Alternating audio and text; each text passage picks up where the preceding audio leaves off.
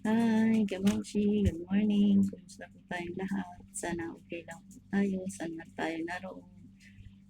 At ano mang ginagawa natin, ay gabayan po tayo ng Lord always. Para po sa huling batang pinusta ko ang buhay ko at binigyan ng pagkakataon para makita ang kagandahan ng mundo. Hi, I miss you so much. God knows I really miss you so much. At sana dalangin po, okay ka lang dyan. Palagi, malayo ka sa anumang karamdaman. So, I'm happy also for what you've chosen to be with you in your life.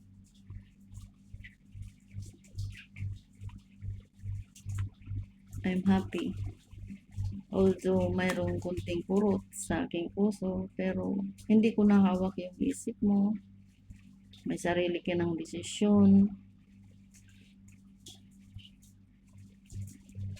Andito lang ako.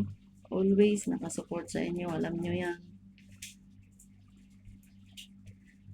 So, naiyak ako.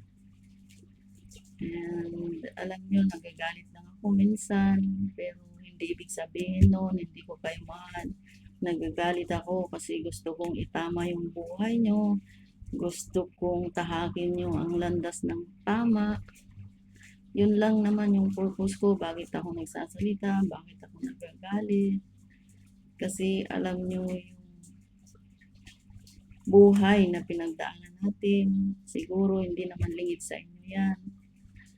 Sa dami ng struggles, sa dami ng sacrifices na naranasan ko, hindi naman siguro lingid sa inyo yan. Kaya minsan, nagagalit ako kasi ayaw kong danasin nyo yung landas na tinahak ko, kung gaano ko nagsakripisyo, kung gaano ko naghirap since iniwan tayo ng inyong ama. Ako yung tumayong nanay at tatay. So, kaya gusto kong itama ang tamang landas na tatahakin mo. Kaya minsan nagagalit ako. Minsan nagagalit ako pero deep inside masakit para sa akin yun. Pero kailangan kong gawin. Kasi kailangan ko kayong itama. Kailangan ko kayong tumahak sa tamang landas. Ayaw kong madaanan nyo yung mga nadaanan kong hirap na kung paano ko kayo pinalaki. So, yun lang ang gusto ko talaga na mangyari sa inyo. So, someday or one day, gusto mo ulit pumasok sa bahay natin or umuwi, our door is always open with you. And it will be never ever close. We miss you so much. I miss you so much. God knows. So, kung mapanood mo tong video na to, sana hindi natin alam kasi pwedeng mamaya, bukas, or the next day, the other day, pwede nang bawiin ng Diyos ang buhay natin. Hindi natin alam.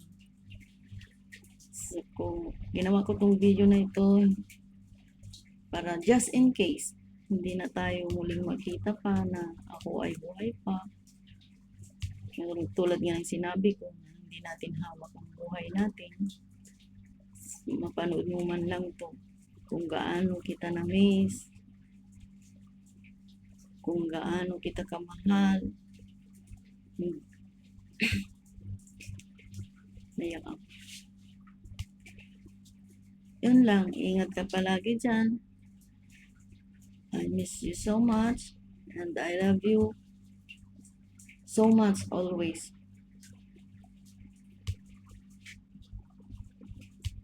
Yun lang. Ingat ka dyan palagi. Bye, miss you.